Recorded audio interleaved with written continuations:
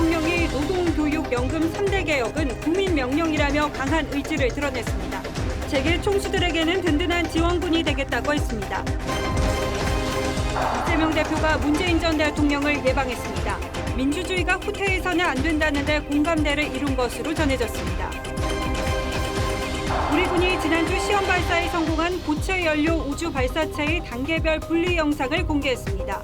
북한군 서열 1위였던 박정천이 해임돼 무인기 탐지 실패에 따른 것 아니냐는 관측이 나왔습니다. IMF 총재가 세계 경제가 올해 더 힘들어질 거라고 경고했습니다. 악재 원인으로 중국발 코로나 재확산을 꼽았습니다. 중국발 입국자의 PCR 검사가 의무화하면서 한국인 등을 제외한 입국자들이 인근 대기실에서 결과를 기다렸습니다. 오후 5시 현재 106명이 검사해 13명이 확진됐습니다. 전장현이 새해 첫 출근길 지하철에서 탑승 시위를 재개했습니다. 서울교통공사는 무정차 통과를 단행하는 등 강경하게 맞섰습니다. 새해부터 유류세 인하폭이 줄면서 전국 주유소 4곳 가운데 한 곳은 휘발유 가격을 올린 것으로 조사됐습니다. 운전자들은 재고를 보유한 주유소를 찾아 나섰습니다.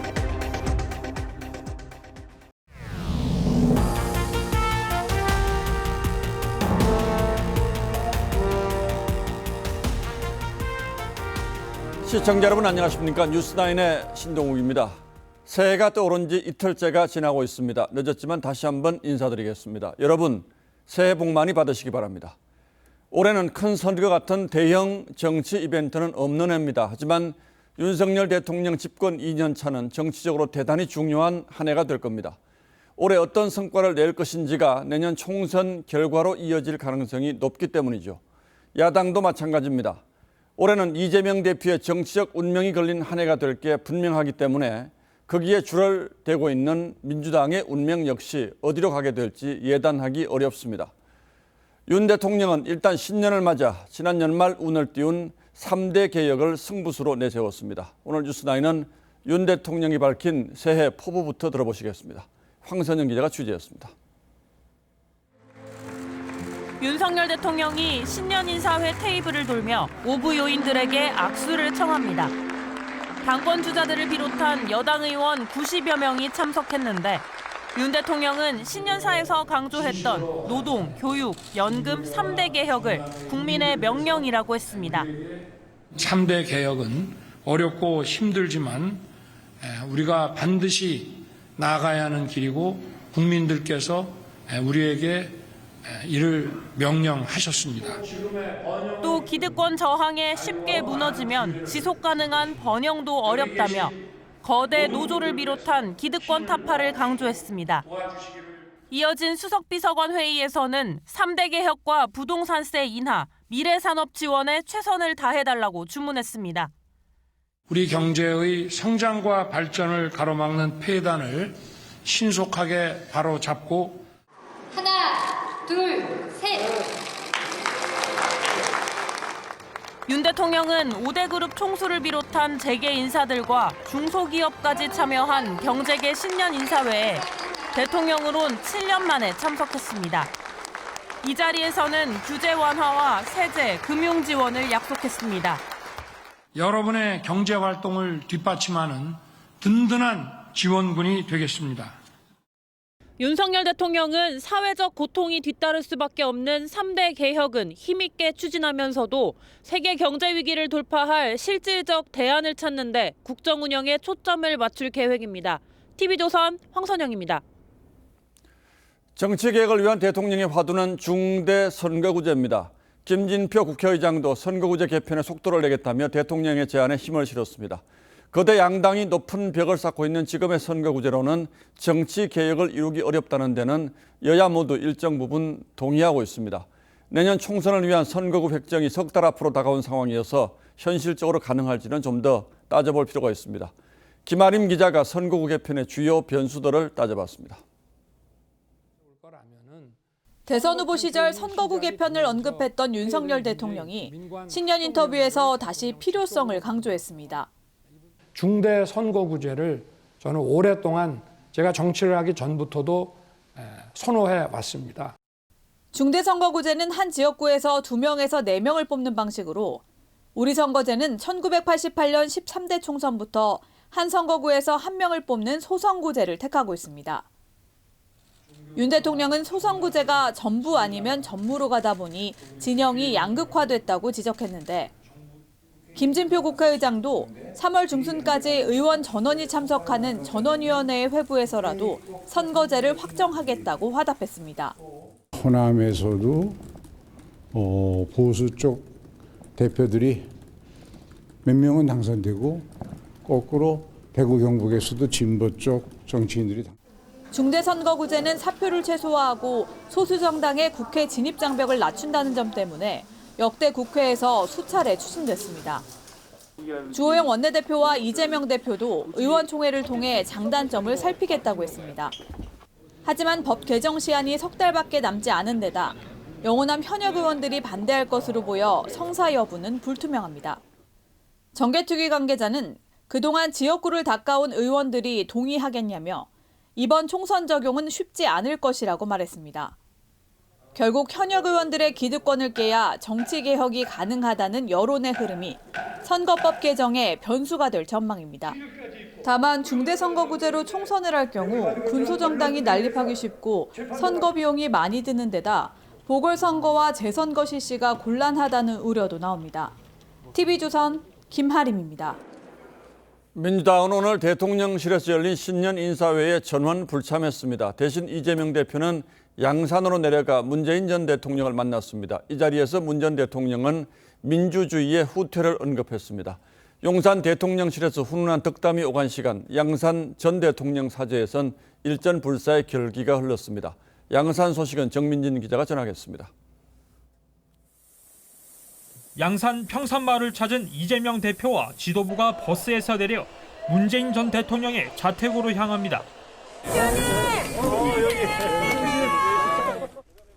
문 전 대통령이 마중을 나왔고 1시간 반 동안 이어진 오찬에서 문 전 대통령은 민주주의가 후퇴해선 안 된다면서 이 대표를 중심으로 민생 문제를 해결해달라고 말했습니다.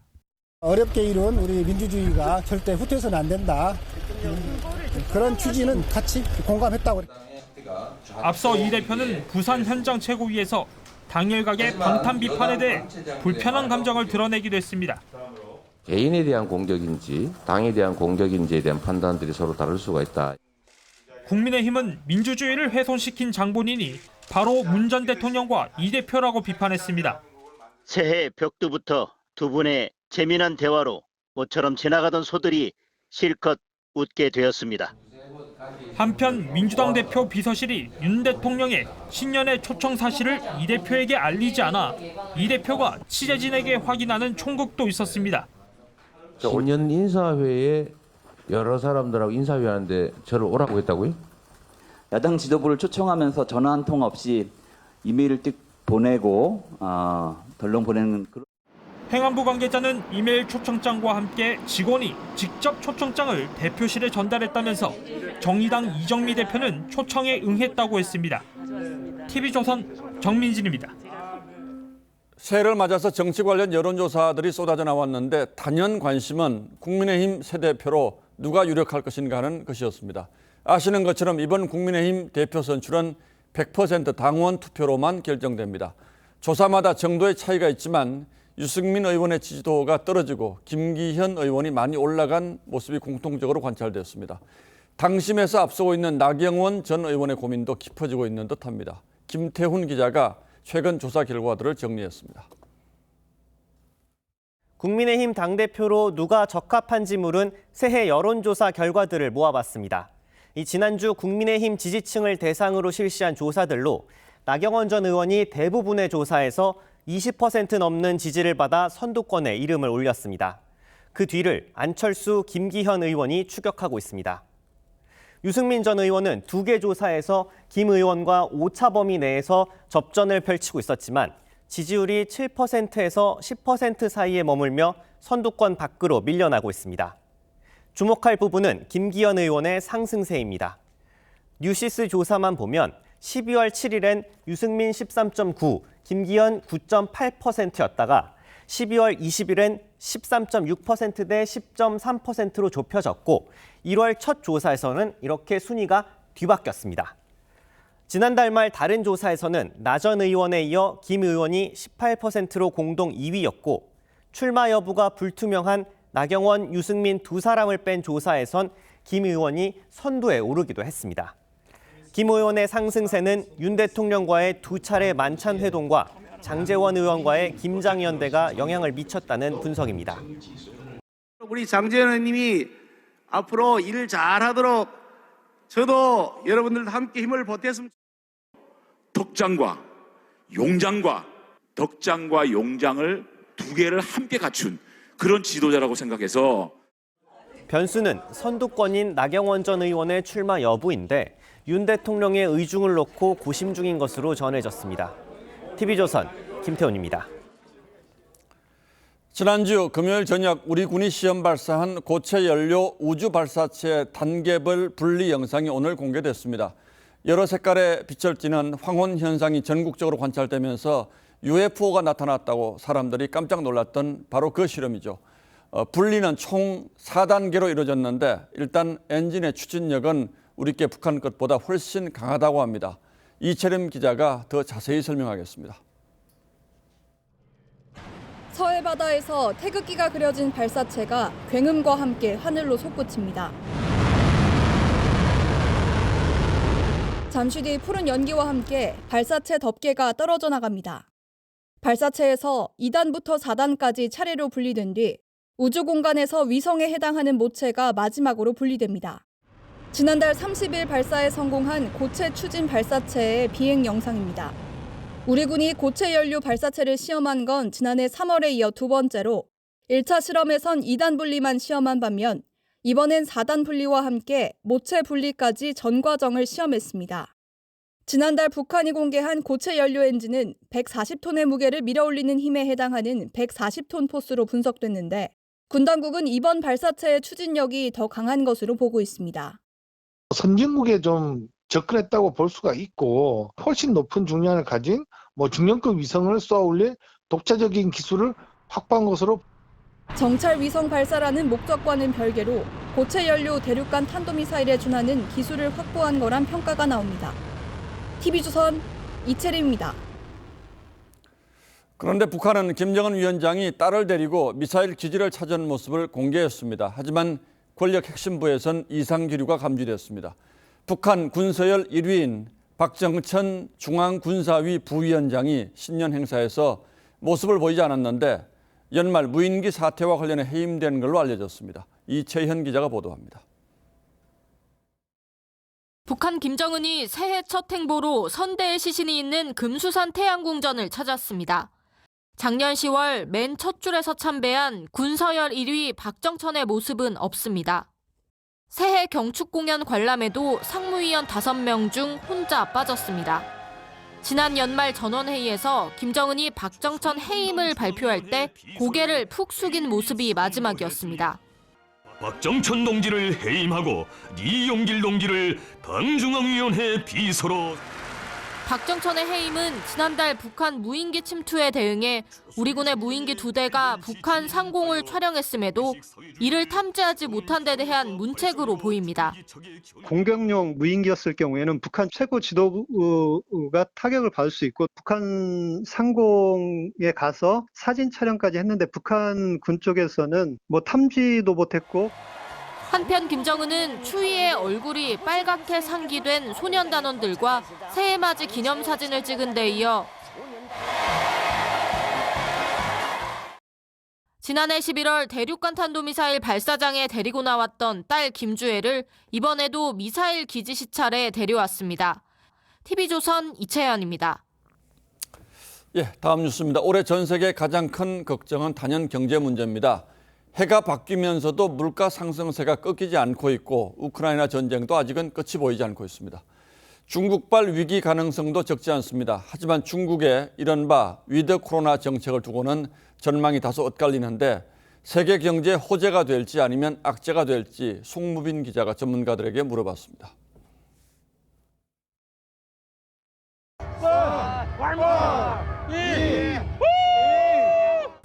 중국에도 새해가 밝았습니다. 无论是政府还是到我们个人，其实都过来了，一切都会好起来。 하지만 현실은 중국 시민들의 염원과는 다릅니다. 目前疫情防控进入新阶段，仍是吃劲儿的时候。 크리스탈리나 게오르기에바 IMF 총재는 미국과 중국, 유럽연합 등 이른바 빅3의 경기 둔화로 세계 경제가 올해 더 힘들어질 거라고 경고했습니다. 특히 중국인들이 여행을 다시 시작하면 제로 코로나는 지속되지 않을 거라면서 향후 몇 달간 중국 성장은 물론 글로벌 성장에도 부정적일 거라고 강조했습니다. 중국의 제로 코로나 정책 폐기가 세계 경제의 호재가 될 거란 전망이 한때 나왔지만 중국발 코로나 재확산세 탓에 오히려 악재라고 진단한 겁니다. IMF는 이미 지난 10월 주요국의 고금리 기조와 우크라이나 전쟁 장기화 등 상황을 반영해 올해 세계 경제 성장률을 2.9%에서 2.7%로 다시 내렸습니다. 영국 파이낸셜 타임스도 우크라이나 전쟁의 휴전 가능성이 낮은 편이라면서 올해 안에 미 연준의 금리 인하는 어려울 걸로 예상했습니다. 새해에도 세계 경제의 깊은 침체가 점쳐지면서 한국 경제의 복합 위기 우려도 당분간 이어질 전망입니다. TV조선 송무빈입니다. 주변 시세의 절반 가까이에 공급되는 이른바 반값 아파트가 서울 강동구 지역에서 첫 실험에 나섭니다. 땅은 국가나 지자체가 갖고 건물만 분양하는 방식이죠. 결과에 따라서는 주택시장의 돌풍이 될 수도 있고 아니면 찻잔 속의 미풍에 그칠 가능성도 존재합니다. 대체 얼마에 분양을 한다는 얘기인지 정수양 기자에게 물어봤습니다. 서울 강동구에 있는 토지 임대부 주택 부지입니다. 다음 달부터 500가구에 대한 사전 예약이 시작되는데 전용 면적 59제곱미터 기준 분양가가 3억 5,540만 원으로 책정됐습니다. 시세의 절반 수준도 안 돼 반값 아파트로 불리며 흥행 여부에 관심이 쏠립니다. 지금 25평 매매가가 최저가가 지금 8억에 나와 있거든요. 시세에 대해서는 분양가는 저렴하게 책정된. 이처럼 저렴한 분양이 가능한 이유는 토지는 공공이 소유하고 건물만 분양하는 이른바 토지 임대부 주택이기 때문입니다. 대신 토지 임대료로 매달 40만 원씩 내야 합니다. 실효성을 두고 의문도 나옵니다. 무주택 시민의 주거 사다리 지원이 도입 목적이지만 임대료 부담이 만만치 않아 사실상 허울 좋은 월세라는 겁니다.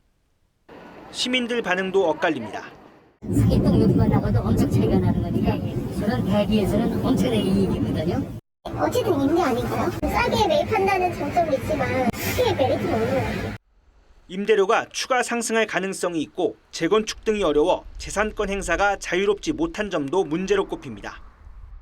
서울시는 이번 공급을 시작으로 마곡 위례 등 SH 보유 택지에 토지 임대부 분양주택을 추가 공급할 계획입니다. TV조선 정수양입니다. 자, 그렇다면 올해 집값은 어떻게 될까요? 서민들의 가장 큰 관심사인 동시에 또 가장 어려운 질문이죠. 전문가들의 대체적인 전망은 집값이 더 떨어질 거라는 거지만 그것도 알 수 없습니다. 다만 시장 상황의 변수가 될 수 있는 제도 변화들이 올해는 좀 있습니다. 따져봐 드리겠습니다. 자, 홍영 기자, 올해 바뀌는 부동산 제도 가운데 대표적인 게 어떤 게 있습니까? 네, 집 없는 실수요자나 이 변동금리에서 갈아탈 분들이 주목해야 할 정책으로 전문가들은 1분기에 나오는 특례 보금자리론을 꼽았습니다. 예. 집값이 9억 원 이하인 경우 소득과 상관없이 최대 5억 원까지 대출받을 수 있습니다. 1년간 한시적으로 운영되고 소득 대비 갚아야 할 원리금 비율, 즉 DSR 규제도 적용되지 않습니다. 이 관건은 금리인데 기존의 보금자리론과 비슷한 수준일 것으로 예상됩니다. 집을 살 때 내는 세금 그런 게 취득세도 깎아준다고요? 네, 처음 집을 사는 사람은 이 소득과 집값에 상관없이 취득세가 200만 원까지 면제됩니다. 하지만 지금까지는 3개월 안에 입주하지 않으면 이 감면받은 세액을 추징당했는데요. 이 다른 집에 새들어 살던 사람은 계약 관계 때문에 이 요건을 지키기가 쉽지 않았습니다. 올해부터는 이 계약 관계를 입증만 하면 감면분을 토해내지 않아도 됩니다. 기존의 집 사는 것 말고 청약도 있지 않습니까? 네, 로또 청약은 줄겠지만 점수가 낮은 실수요자라면 청약을 노려볼 만합니다. 까다롭던 문턱이 낮아졌고 이 중도금 대출 규제도 완화됐습니다. 추천제 비율이 높아져서 점수와 상관없이 당첨될 가능성이 커졌습니다. 예. 또 신혼부부나 다자녀 가구 등 기혼자 중심이던 특별공급 대상에 39세 이하 미혼 청년 공급이 추가됐습니다. 우선 서울 지역의 규제 지역이 추가로 해제될 가능성이 높고 또 여기에 따라서 청약 제도가 많이 바뀌게 됩니다. 또 대출 규제와 세금 부담이 좀 줄어든다는 점에서 실소유자 입장에서는 제도 변화에 대응해서 예, 집값이 어떻게 될지는 알 수 없습니다만 어쨌든 집 사기를 좀 수월하게 해주는 제도 변화들이 상당히 있긴 하군요. 자, 다른 변화들도 많죠. 올해부터는 부모 월급이 나온다고요. 이건 무슨 얘기입니까? 네, 기존에 지급하던 영유아 수당이 이 부모 급여로 바뀐다고 보시면 됩니다. 태어나서 첫 돌까지는 월 70만 원, 두 돌 전까지는 월 35만 원이 양육하는 부모에게 지급됩니다. 이 내년부터는 각각 100만 원과 50만 원으로 오르는데요. 어린이집에 보낼 경우에는 50만 원을 차감하거나 바우처로 대신 지원합니다. 물가가 많이 올라서 걱정인데 교통비도 오른다고요?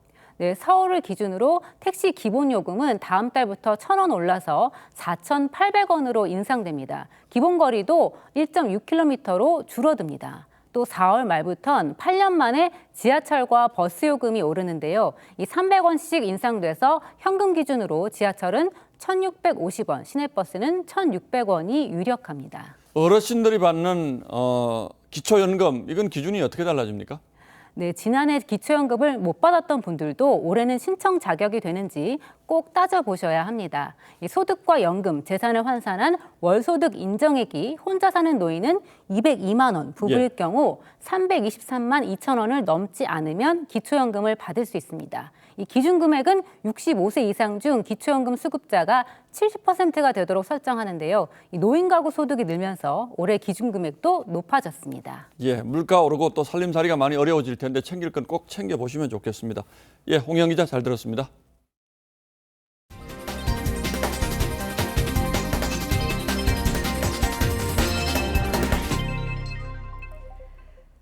중국발 입국자에 대한 방역 강화가 오늘부터 시작됐습니다. 오늘 하루 1,000명 정도가 인천공항으로 들어왔고 한국인 등을 제외한 입국자들이 공항에서 PCR 검사를 받고 대기했습니다.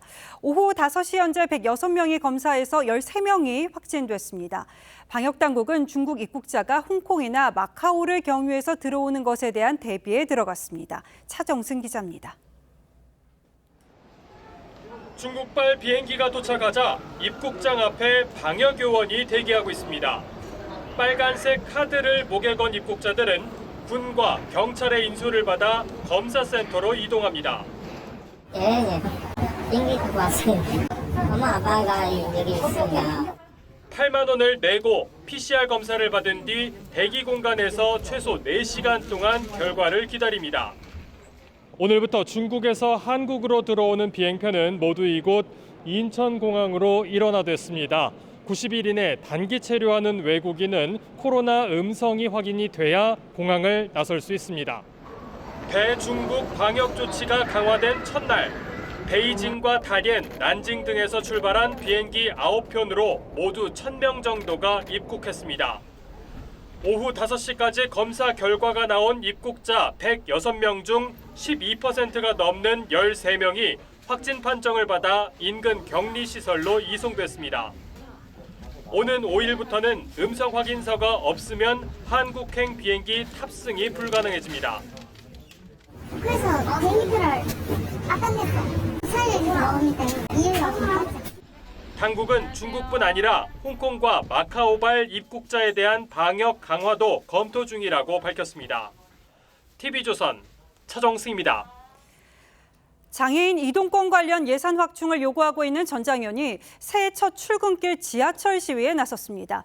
전장현이 1박 2일 철야 시위를 예고하면서 대치가 계속됐는데 서울교통공사 측이 해당역 무정차 통과와 함께 시위대의 탑승을 거부하는 강경 대응에 나서면서 양측은 충돌했습니다. 임서희 기자입니다. 개묘년 첫 출근길 아침. 지하철 삼각지역에 모인 전장현 회원들이 객차 탑승을 시도합니다. 하지만 서울교통공사 직원과 경찰이 스크린 도어를 막고서 출입을 저지합니다.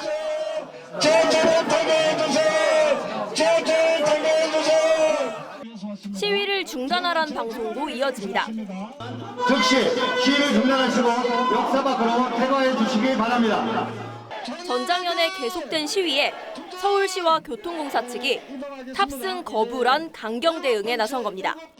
전장현 측은 오전 9시쯤부터 지하철 탑승을 시도했지만 공사의 탑승 불가 방침에 따라 경찰이 막아서면서 지하철 운행이 지연되지는 않았습니다. 전장현 측 탑승 시도는 오후에도 이어졌고 이 과정에서 충돌이 벌어져 지하철이 무정차 통과하기도 했습니다. 스크린도가 파손된 우려가 있기 때문에 여튼 서행을 해서 통과할 수 있도록. 앞서 법원은 서울시엔 장애인 승강기 추가 설치를, 전장현 측엔 시위로 열차 운행이 5분 이상 중단되면 500만 원을 지급할 것을 조건으로 하는 강제 조정안을 내놨습니다. 전장현은 수용 입장을 밝혔지만 서울시 측은 지하철 운행 지연은 안 된다며 거부한 상황입니다. 전장현은 공사 측의 강경 대응에 맞서 1박 2일 철야 시위를 예고해 갈등이 이어질 전망입니다. TV조선 임서인입니다. 검찰이 대장동 사건 핵심 인물인 김만배 씨의 측근 2명을 재판에 넘겼습니다. 구치소 앞에서 오토바이 헬멧으로 얼굴을 가린 채 김 씨를 맞이했던 인물도 포함됐는데요. 검찰은 수사 과정에서 이들이 은닉한 대장동 범죄 수익 275억 원 가운데 절반 정도를 찾아내서 압수했습니다. 앞으로의 과제는 이 돈의 사용처인 만큼 이 자해 사건으로 이뤄지지 못했던 김만배 씨의 검찰 소환도 이뤄질 것으로 보입니다. 송민선 기자입니다. 검찰이 재판에 넘긴 인물은 김만배 씨가 구치소를 나올 때 오토바이 헬멧을 쓰고 마중했던 화천대유 이사 최모 씨, 그리고 김 씨와 대학 동문이자 이화영 전 의원의 보좌관을 지낸 화천대유 공동대표 이모 씨입니다. 특히 이 씨는 김 씨 통장과 인감까지 관리해 사실상 금고지기 역할을 했는데 이들은 대장동 수사 초기인 2021년 11월부터 1년 동안 대장동 수익 중 약 275억 원을 빼돌린 혐의를 받습니다. 검찰은 이들이 고액권 수표로 인출한 뒤 다시 소액권 수표 수백 장을 재발행해 대여금고 등에 숨겼다고 설명했습니다. 최 씨의 경우 김 씨가 받은 배당금 30억 원을 자기가 빌린 것처럼 꾸며 자금을 보관해온 것으로 드러났습니다. 검찰은 지난해 5월 대장동 사건 재수사가 시작되자 이들이 은닉 장소까지 옮긴 걸 확인하고 수표 148억 원어치를 찾아내 압수했습니다. 회수하지 못한 자금 일부는 이재명 더불어민주당 대표 측으로 유입됐을 가능성이 있는 것으로 보고 조만간 김 씨를 불러 자금 용처 등을 확인할 예정입니다. 지난달 자해를 시도했던 김 씨는 병원 치료를 받고 집에 있는데 검찰은 김 씨가 회복되는 대로 조사를 이어갈 방침입니다. TV조선 송미선입니다. 경찰이 동거녀와 택시기사를 잇따라 살해한 혐의를 받는 이기영의 주변인 380여 명에 대한 조사에 나섰습니다. 추가 피해자가 없는지 피해 여부를 조사하는 건데요. 이기영에게는 사이코패스 성향 검사를 했습니다. 보도에 노도일 기자입니다. 경찰은 이기영과 최근 1년 동안 연락한 380여 명에 대한 전수조사를 대부분 마쳤습니다. 현재까지 추가 피해자로 의심될 만한 정황은 나오지 않았지만 촘촘히 이기영의 행적을 추적 중입니다. 아주 결정 이런 거는 중간에 절차가 좀 복잡해가지고 확인을 다 할 겁니다. 경찰은 택시기사처럼 일면식 없는 피해자가 있을 가능성을 배제하지 않고 이기영의 과거 행적을 조사하고 있습니다. 경찰은 프로파일러를 투입해 사이코패스 여부를 확인하기 위한 면담도 마쳤습니다. 사이코패스 검사는 프로파일러가 면담 후 문항별로 점수를 매기는데 가정 환경과 범죄 이력 등 생애 전반을 보고 점수를 매겨 40점 만점에 25점을 넘으면 사이코패스로 판정됩니다. 자기 행동에 대한 어떤 후회라든가 자책감 같은 게 없고 남을 이용하잖아요. 그런 측면에서는 그 사이코패스 기질이 있는 것으로. 경찰 조사 과정에서 이기영이 숨진 동거녀에게 3억 5천만 원을 갚기로 한 계약서도 발견됐습니다. 경찰은 문서의 진위 여부를 확인하는 동시에 금전적 목적으로 범죄를 저질렀는지도 수사 중입니다. 이기영은 두 사건 모두 우발적 범행이라고 주장하고 있습니다. 경찰은 이번 주 내로 사건을 마무리하고 구속된 이기영을 검찰에 넘길 예정입니다. TV조선 노도일입니다. 새해 시작부터 한파가 찾아왔습니다. 오늘 아침 서울 최저기온이 영하 9도까지 내려갔고 퇴근길 수은주도 영하 8도까지 떨어졌습니다. 새해 첫 한파 언제까지 이어질지 광화문에 나가 있는 취재기자 연결해서 물어보겠습니다. 자, 한지은 기자, 얼굴이 빨간데요. 정말 춥죠? 네, 그렇습니다. 현재 이곳 광화문의 기온은 영하 4도가량 되는데요. 한참을 밖에 서 있었더니 볼이 얼얼하고 손가락 움직임이 부자연스러울 정도입니다. 바람도 다소 불어서 체감온도는 영하 8도 가까이 떨어진 상태입니다. 특히 오늘은 기온이 갑자기 어제보다 5도 가까이 떨어져 미처 대비하지 못한 시민은 잔뜩 웅크린 채 퇴근길 발걸음을 재촉했습니다. 오늘 너무 추워가지고 옷을 좀 더 두껍게 입고 올 걸 약간 후회했어요. 어제 오후부터 전국 곳곳에서 기온이 떨어졌습니다. 파주와 양주 등 경기 일부와 강원도, 충북 일부에 한파경보가, 충남과 경북 일부 지역에는 한파주의보가 내려진 상태입니다. 내일 아침 서울은 영하 9도, 강원 산지는 영하 18도까지 기온이 내려가 강추위가 예상됩니다. 낮 최고 기온도 서울 0도 등 중부지방은 영하권에 머무르겠습니다. 새해 첫 추위는 모레까지 이어져 서울 아침 최저 기온이 영하 6도, 강원 내륙은 영하 15도 등 한파가 계속되겠습니다. 기상청은 또 강원 영동과 경상권 일대는 대기가 매우 건조해 산불 등 각종 화재 예방에도 유의해 줄 것을 당부했습니다. 광화문에서 TV조선 한지은입니다.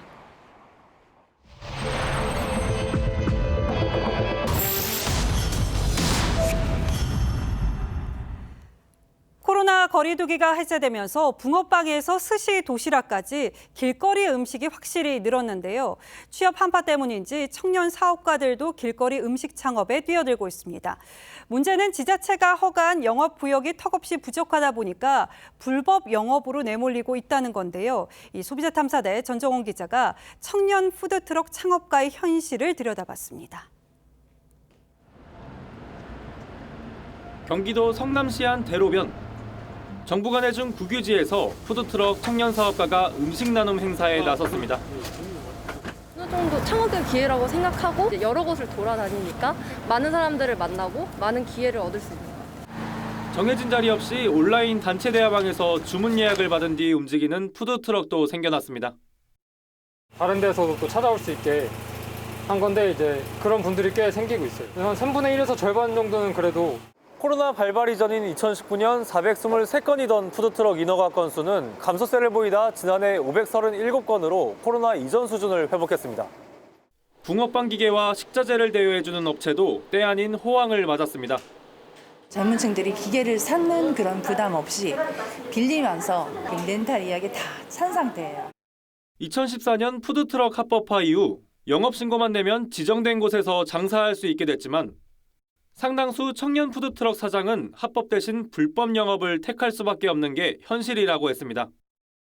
지자체가 지정하는 푸드트럭 영업 허가 구역이 2019년 839곳에서 지난해 367곳으로 크게 줄었기 때문 점점 줄어드니까 사실 저희가 선 자리가 없습니다.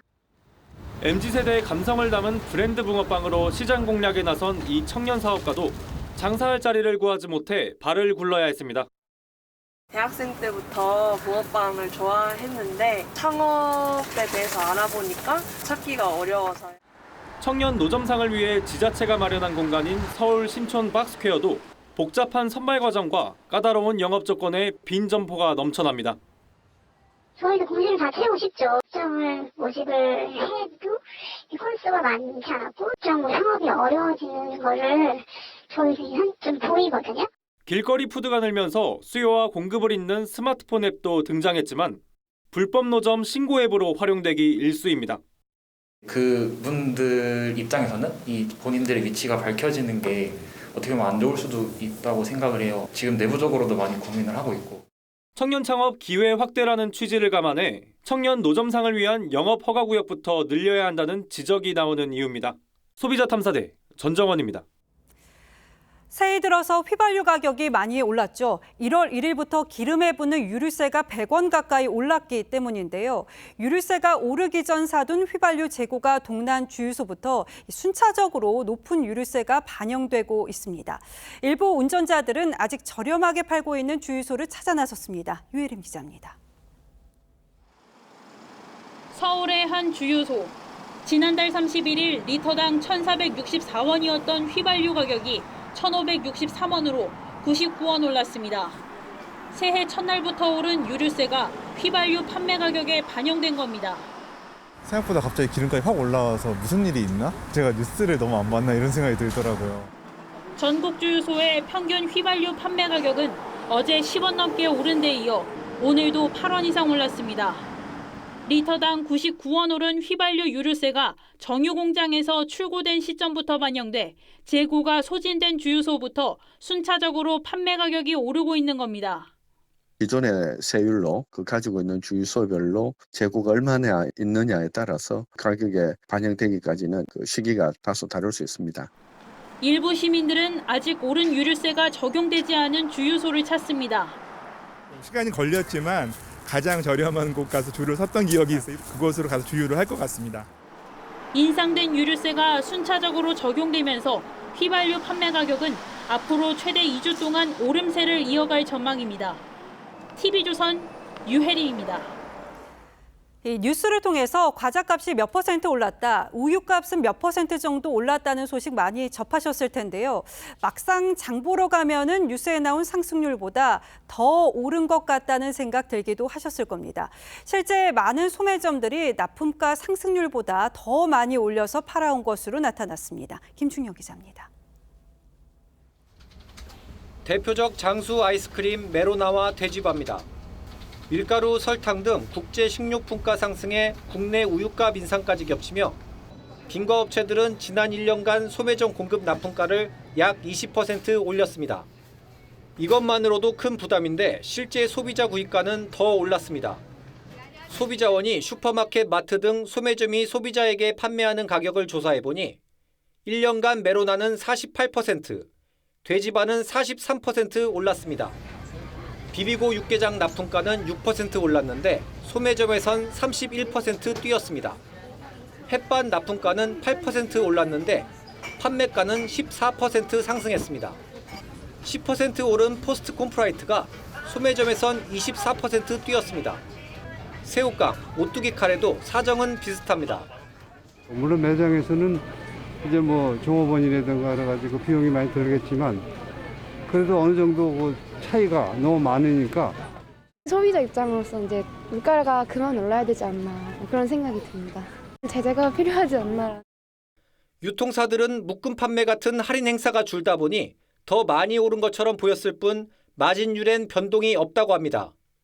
물가 인상 요 분위기에 편성을 해서 이 가격을 전반적인 물가 인상률보다도 더 많이 올리는 거 아닌가. 실질적으로 물가 감시를 제조사가 올린 데다 유통사가 또 올리니 결국 소비자 부담은 곱절이 되고 있습니다. TV조선 김충영입니다. 올해 우리에게 주어진 가장 큰 과제는 경제 위기를 잘 지혜롭게 극복해내는 겁니다. 그런데 새해 벽두부터 사정이 만만치가 않습니다. 당장 이달 안에 만기가 돌아오는 부동산 관련 어음의 만기가 17조 원에 달하는데 시장 상황이 어렵습니다. 새 집이 지어지고 분양이 되면서 돈이 들어와야 시장이 돌아가는데 지금 부동산 시장 사정은 다들 아시는 대로죠. 빚을 못 갚으면 건설업체들이 부도가 납니다. 김지아 기자가 시장 상황 짚어봤습니다. 당장 이번 달 만기되는 부동산 PF 자산 유동화 기업 어음 규모는 17조 원. 이를 시작으로 3월까지 줄줄이 만기가 예정돼 있습니다. PF 유동화 어음을 가까스로 차환하는 과정에서 기존 3개월 안팎이던 만기가 1, 2개월로 줄면서 올 초에 대거 몰린 겁니다. 중소형 증권사들이 좀 심각하다고 좀 많이 얘기들이 나오고 있는데 자금 조달 비용이 높다는 거는 이 정도 시장이 상당히 좀 경색된다는 그런 의미거든요. 문제는 부동산 시장이 갈수록 얼어붙고 있다는 겁니다. 지난해 11월 말 기준 전국 미분양 주택은 5만 8천 호, 한 달 새 22.9% 급증했습니다. 신규 주택 미분양이 늘거나 경기 침체로 사업이 지연되면 증권사를 타고 저축은행 등 이금융권이 자금 경색 직격탄을 맞을 가능성이 커집니다. 부동산 가격이 여기서 더 하락을 하고 미분양이 나오고 더 심화가 된다라고 하면 1분기를 조금 고비를 넘길 수 있다 하더라도 위기가 또 재발될 수 있는 부분들이기 때문에 최근 시중은행에서 대출이 막힌 취약차주가 이금융권으로 몰리면서 저축은행 등 이금융권 신용대출 잔액은 이달 100조 원을 넘어선 상황. 금융당국은 부동산 보증을 늘리고 만기가 긴 대출로 전환하는 등 안정화 조치를 내놓고 있지만 지속되는 고금리 속에 금융시장은 당분간 아슬아슬한 살얼음판을 계속 걸어가야 할 전망입니다. TV조선 김자입니다. 걱정했던 주 52시간 근무제 위기도 닥쳐왔습니다. 직원이 30명이 되지 않는 작은 사업장에서는 주당 8시간을 더해서 60시간까지 허용해주는 제도가 있었는데 연장을 위한 여야 합의가 불발되면서 그 시효가 지난해로 끝났습니다. 당장은 단속까지는 하지 않겠다는 게 정부의 입장이지만 범법자가 될지 모르는 업주들은 좌불안석입니다. 대책은 없는지 장윤정 기자가 살펴봤습니다. 임권목 대표가 운영하는 자동차와 의료기기 금형제조업체의 직원은 모두 25명. 수출 납기일을 맞추려면 성수기엔 한 달에 열흘 정도 주 52시간을 넘겨 일해야 합니다. 납기가 있는데 그거 맞추려면 방법이 없잖아요. 해야 되죠. 어쩔 수 없습니다. 법을 위반해도 할 수밖에 없는 상황이고.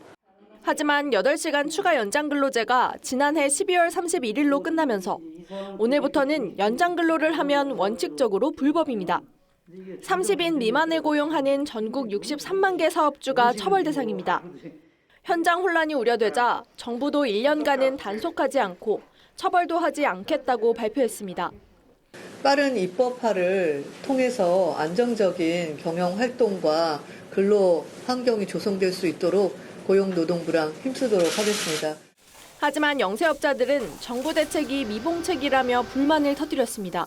중소기업 그 대표자들 다 전과자를 만들어 버리니까 이건 말이 안 되는 거잖아요. 정성적으로 근로자하고 합의해서 일을 하고 싶다 그러는데 못하게 하는 것은. 전문가들은 만성적인 인력난을 겪는 현실을 감안해 추가 연장 근로를 보장해주는 등 법적, 제도적 뒷받침이 시급하다고 지적합니다. TV조선 장윤정입니다.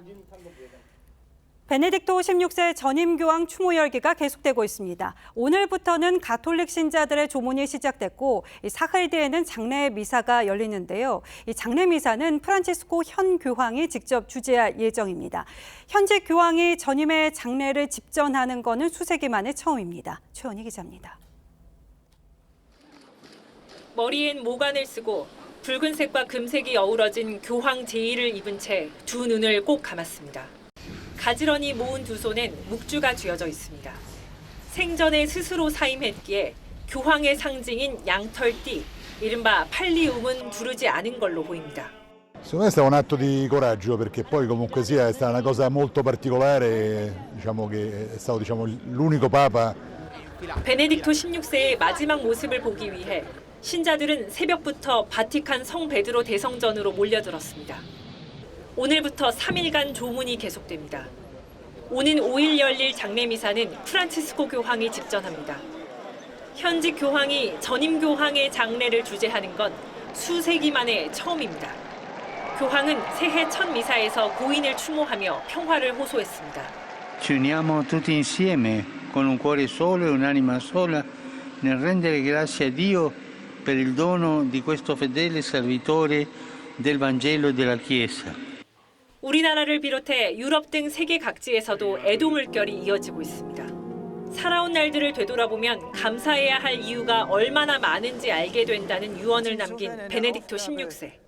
간소한 장례 미사 뒤 성 베드로 대성전 지하묘지에 영면합니다.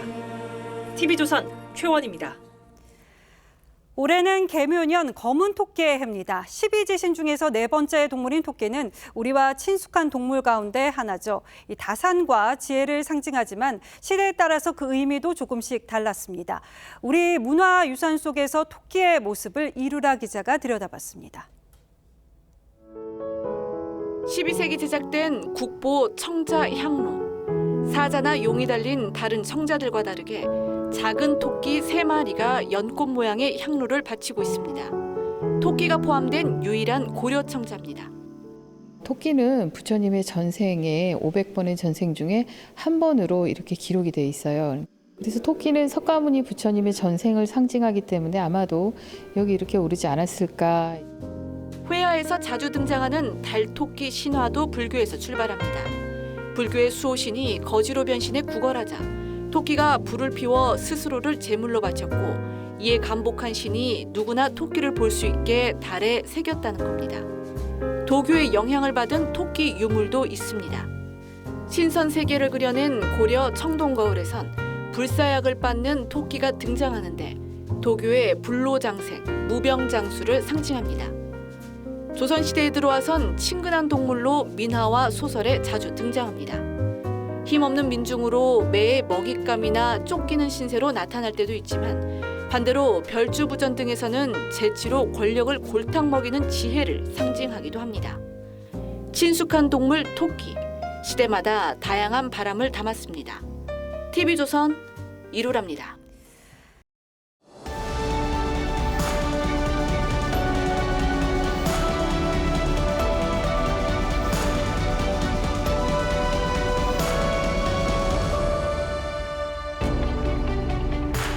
(30년) 동안 변해가는 남자의 얼굴 사진을 고속으로 돌려보는 데는 2분 남짓밖에 걸리지 않습니다.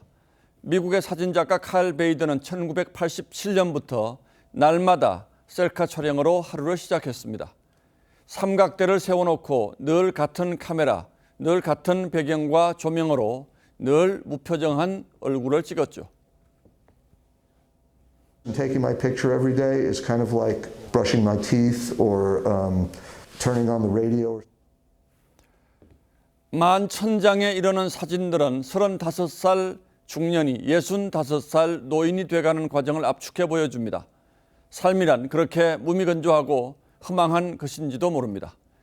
하지만 시간과 세월은 쓰는 사람에 따라서 달라집니다. 프랑스의 철학자 폴 자네는 10살 아이에게 1년은 인생의 10분의 1로 길고 50살 사내에겐 50분의 1로 짧다고 했죠. 10살 때 시속 10km로 가던 세월이 50살에는 시속 50km로 간다는 말이 결코 우스갯소리가 아닙니다. 노벨상 수상작가 토마스 만은 권태가 시간을 훔쳐간다. 하루하루가 똑같으면 아무리 긴 삶도 바람 한 번 불면 사라져버린다고 했습니다. 셰익스피어 연극의 이 명대사처럼 말이죠. I wasted time. And now does time waste me? 중국 고대 성군 탕왕은 청동대야에 글귀를 새겨놓고 아침마다 세수를 하며 가슴에 담았다고 합니다. 진실로 새로워지려면 하루하루 새롭게 하고 또 새롭게 하라. 그에게 새순물은 어제의 앙금과 후회를 씻어내 삶을 새롭게 하는 세례의 물이었던 겁니다. 다람쥐 쳇바퀴 돌리듯 하는 일상에 큰 획을 그어주는 새해가 왔습니다. 유난히 길고 어두웠던 묵은 해를 불살라버리고 새해가 솟았습니다. 같은 하루여도 새해엔 천지 만물, 삼라만상이 다 새롭기 마련이죠. 나이 들수록 쏜살같이 가는 시간에 제동을 걸 기회가 왔습니다. 철강왕 카네기의 사무실에는 무명 화가의 낡은 그림이 걸려 있었다고 합니다. 썰물 백사장에 아무렇게나 나뒹구는 따로 빼였습니다. 그 아래엔 이런 글귀가 쓰여 있었다고 하죠. 밀물은 밀려온다. 그날 나는 바다로 나갈 것이다. 올해도 세상은 거칠고 삶은 또 고달플 겁니다. 그러나 희망과 기대를 놓지 않고 새 출발하게 해달라고 기원해 봅니다. 토끼처럼 지혜롭고 날쌔게 뛰어나가 내 곁에 행복을 찾기를 기도합니다. 어머니, 저를 일찍 깨워주세요. 모든 새해 중에서 내일은 가장 행복한 시간이 될 거예요. 1월 2일 앵커의 시선은 개묘년 모두가 행복하소서였습니다.